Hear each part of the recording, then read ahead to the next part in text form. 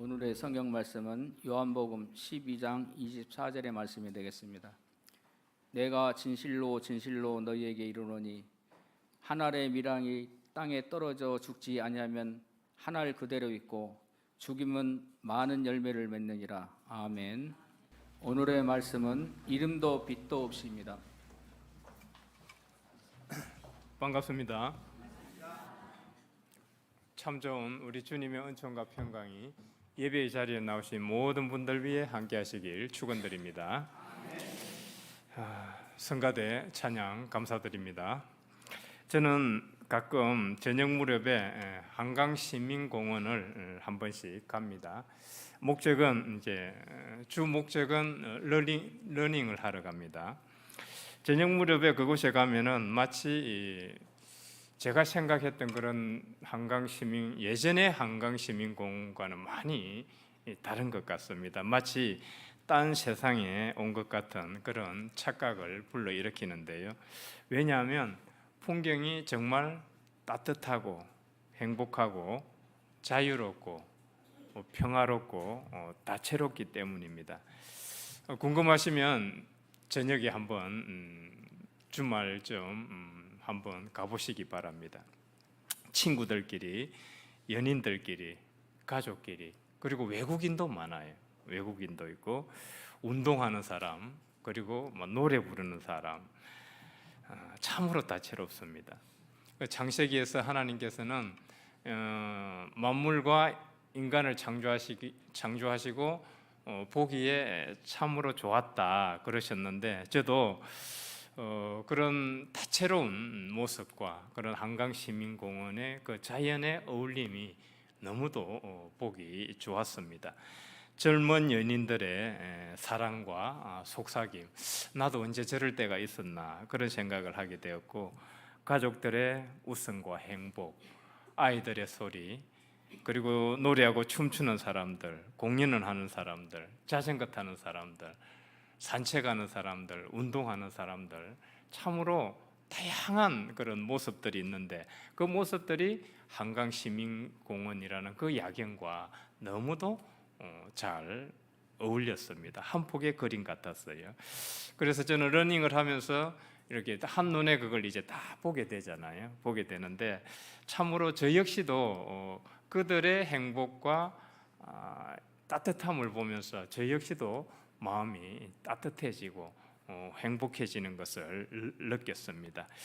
자유와 평화가 없다면 우리가 이런 행복과 기쁨과 즐거움을 누릴 수 없을 것입니다.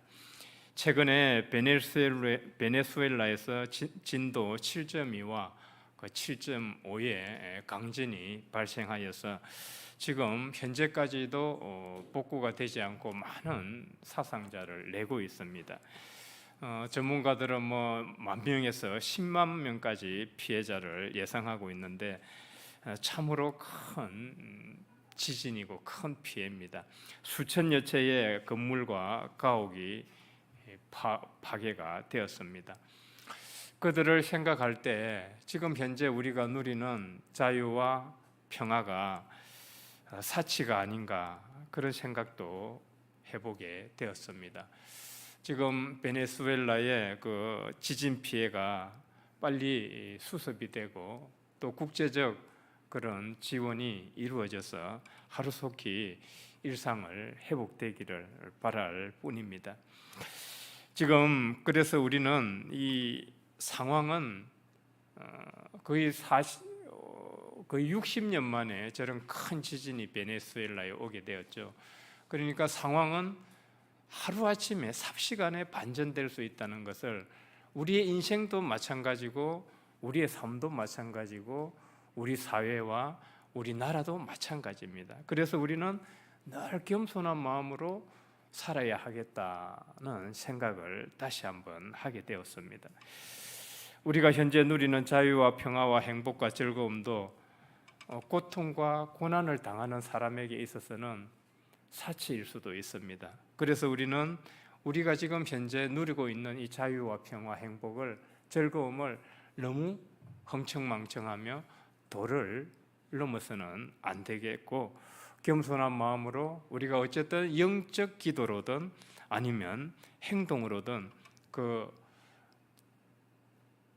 회복을 위해서, 치유를 위해서 동참할 수 있는 그런 성도가 되어야 되지 않겠나, 그런 생각을 하게 되었고, 우리는 하반기 40일 기도를 하고 있는데 나라의 그리고 세상의 평화를 위해서 우리는 기도에 힘쓰고 있습니다. 우리 모두가 그런 영적 기도에 참여하는 것도 바로 이 세상의 치유와 회복을 위한 그런 동참하는 일이라는 것을 우리는 생각해야 되겠습니다. 지난 목요일은 6.25 76주기였습니다. 현재 우리가 누리고 있는 이 자유와 평화는 기도에서도 나왔지만은 뭉클한 기도였는데요. 6.25 때 그 전사한 이름도 빛도 없이 사라져간 그 호국 영령들의 희생에 비치고 있습니다. 그래서 오늘 우리가 함께 묵상하려는 자리는 나라를 지키기 위해 이름도 빛도 없이 사라져간 그 용사들과 무명 용사들의 희생 정신입니다. 1960년대 중반에 한 젊은 소대장이 강원도 최전방 철책선에서 초소장으로 근무하고 있었습니다. 다 아시다시피 그의 이름은 한명희죠. 훗날 국립국악원장을 지냈던 분입니다. 현재 1939년생으로 아직도 생존해 계십니다. 그분이 젊은 시절 군복무를 하면서 최전방 철책선에서 순찰을 돌다가 인적 없는 그 양지 바른 산모퉁이에서 희미한 흔적의 그런 돌무덤을 하나 발견하게 됩니다. 그 곁에는 쓰러져가는 나무 비석이 하나 있었고 그 위에는 녹슨 철모가 하나 씌워져 있었습니다. 전투의 와중에 정사한 병사를 황급히 묻고 비석은커녕 나무 막대기 하나 세워놓고 그 자리를 떠나야 했던 것입니다. 그 능선을 이렇게 파보면은 능선마다 부러진 총대와 수통과 철모가 나뒹굴었던 그런 격전의 땅이었다고 합니다. 한명희는 제대하고 1968년 어느 날 밤 이제 그는 방송국에 취직을 하게 되었습니다. 그 방송국에서 숙직을 하던 어느 날 밤 그는 갑자기 자기가 강원도 최전방 철책선 그 군복무를 하던 곳에서 그 이름도 빛도 없이 비바람 긴 세월로 홀로 지켜온 그 돌무덤을 떠올리게 되었습니다. 그래서 그는 한 편의 시를 썼지요. 우리가 너무도 잘 아는 시입니다. 초연이 쓸고 간 깊은 계곡 양진역에 비바람 긴 세월로 이름 모를 비목이여 먼 고향 초등 친구 두고 온 하늘가 그리워 마디마디 있기가 되어 맺혔네. 또 2절도 있죠. 이 비목이란 죽은 이의 그런 신원을 밝히는 그 무덤 앞에 세우는 그런 나무로 만든 비석입니다. 그러나 이 노래 속의 비목에는 아무런 기록이 없습니다. 이름도 없고 그리고 누구의 아들이라는 것도 없고 나이도 없습니다. 초연, 화양연기죠. 초연이 쓸고 하양연기가 쓸고 간 그 깊은 계곡에 묻힌 그 무명용사에는 그저 이름 모를 비목이었을 뿐이었죠. 초동친구, 같이 어릴 때 땔감을 하던 그런 친구를 초동친구라 그러죠. 먼 고향에 땔감을 하던 그 친구를 두고 20살 채 피우지도 못한 그 청춘을 그 깊은 계곡에 묻고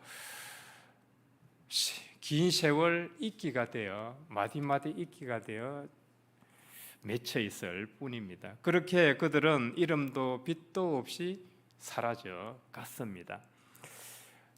그래서 지금 현재 우리가 누리는 자유와 평화의 대가, 그 열매가 그들의 희생으로 인한 것이라고 우리는 생각을 합니다. 호랑이는 죽으면 가죽을 남기고 사람은 죽으면 이름을 남긴다고 합니다. 그래서 우리는 이름이 남는 것을 영광으로 여기죠.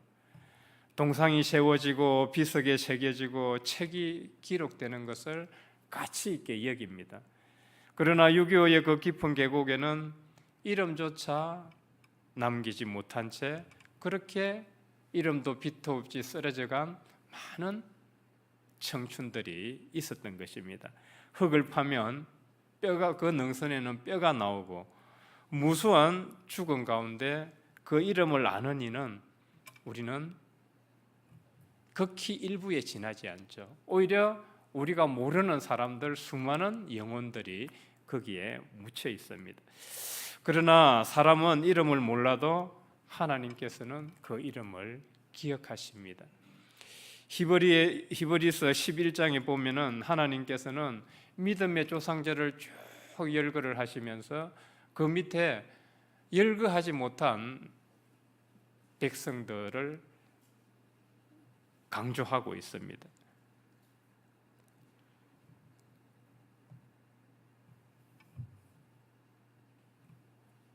이런 사람은 세상이 감당하지 못하느니라. 그들이 강야와 산과 동굴과 토굴에 유리하였느니라. 이런 사람은 믿음으로 살았으나 이 땅에서 고난받고 박해받고 살아갔던 사람을 말합니다. 그렇게 믿음으로 고난받고 박해받고 살아가는 사람들이 많았지만은 그 이름을 일일이 다 역사는 기록할 수도 없고 알 수도 없습니다. 그렇지만은 하나님은 이런 사람은 세상이 감당하지 못한다. 그만큼 고귀하지만은 하나님께서는 기억하고 계시다는 것이죠. 왜? 하나님은 우리 인간을 하나님의 형상으로 창조하셨기 때문에 부모가 자기 자녀를 알 수 있듯이 하나님은 우리 부모기 때문에 영적 부모기 때문에 우리 자녀를 결코 잊지 않으신다는 거죠. 다시 말해서 역사는 잊어도 하나님은 그 희생자, 그 희생한 죽음을 한 영혼도 잊지 않으신다는 거죠. 그 이름 없는 희생은 결코 헛되지 않았다는 것을 역사는 증명하고 있습니다. 지금 현재 우리가 누리고 있는 자유와 평화가 그 대가인 것입니다. 하늘의 밀알이 땅에 떨어져 썩으면 없어집니다. 그렇지만은 예수님은 그대로 있으면은 아무 열매도 맺지 못하지만은 그 땅에서 썩어야 많은 열매를 맺는다고 하셨습니다. 예수님께서 그 길을 먼저 솔선수범하셨죠. 십자가의 죽음으로 온 인류의 생명을 얻은 것입니다. 그렇듯이 지금 이 6.25 때 이름도 빛도 없이 사라져간 그 많은 청춘들이 자기의 생명을 밀알이 되어서 썩어져서 우리에게 자유와 평화의 열매를 맺게 해 주었던 것입니다. 저를 목회의 길로 인도하신 목사님께서는 우리에게 이런 말씀을 하셨습니다. 한 생명이 전체의 생명을 위하여 그 생명을 던졌을 때 그 생명은 전체의 생명과 더불어 하나가 된다. 전체의 생명이 하나가 되어 움직이면 능히 우주도 움직일 수 있는 힘을 장성하는 것인즉 만물을 창조하신 하나님께서는 우리 인간에게 그러한 잠재 능력을 부여하셨다.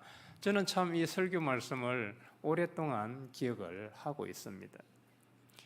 요약하면은 하나님께서는 우주를 창조할 수 있는 힘을 우리 각자에게 주셨는데 우리 이 각자의 생명이 전체의 생명과 더불어 하나가 됐을 때 그 우주를 움직일 수 있는 힘을 발휘할 수 있다는 것입니다. 그래서 이 젊은 청년들, 이름도 빛도 없이 간 이 영혼들은 이 나라의 자유와 평화를 위해서 자기 목숨을 던졌기 때문에 전체의 생명과 더불어서 하나가 되어서 이 나라를 지키고 보호할 수 있었던 것입니다. 우리가 마시는 이 자유의 공기, 우리가 누리는 이 번영과 평화,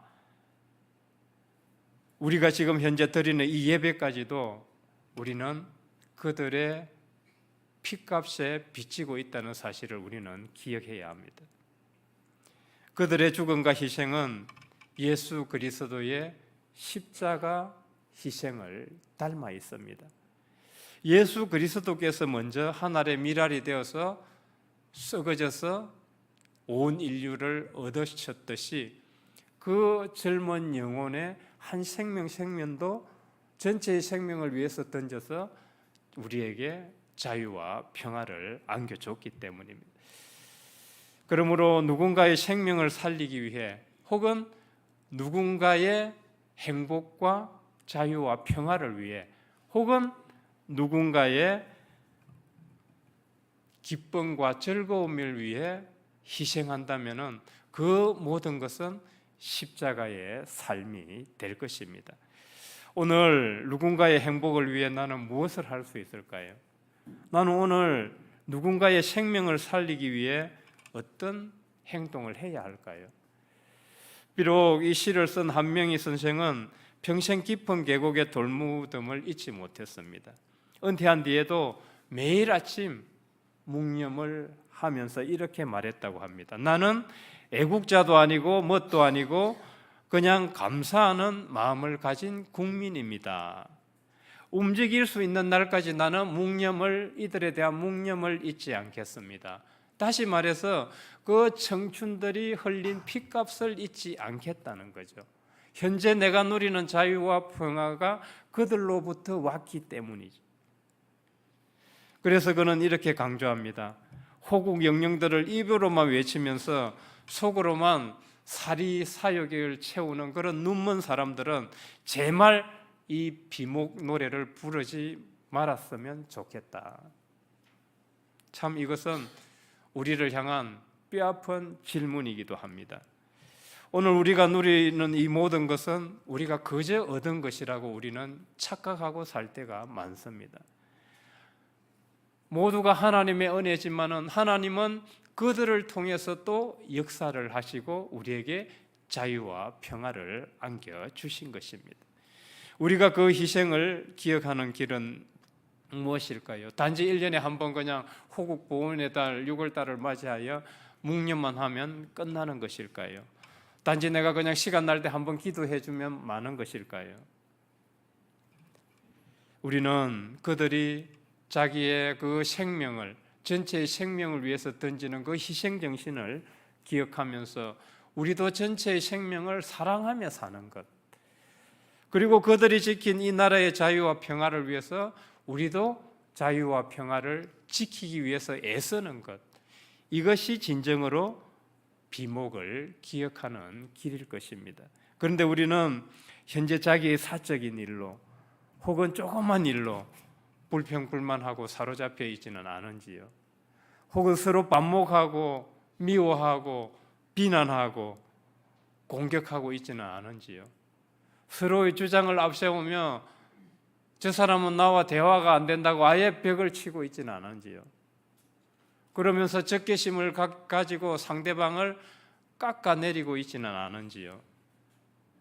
우리 교회 공동체 내에서조차 이렇게 한다면은 참으로 예수님이 오시면은 슬퍼할 일입니다. 우리는 그렇게 산다면은 예수님과 정반대의 길을 가고 있는 것이기 때문입니다. 만일 어떤 사람이 믿고 내가 그 사람을 비난하고 공격하고 싶다면은 우리는 이 나라의 자유와 평화를 위해서 지키기 위해서 그 목숨을 바친 젊은 영혼들 한 사람 한 사람, 그 무명용사들을 떠올려 보면 어떨까요?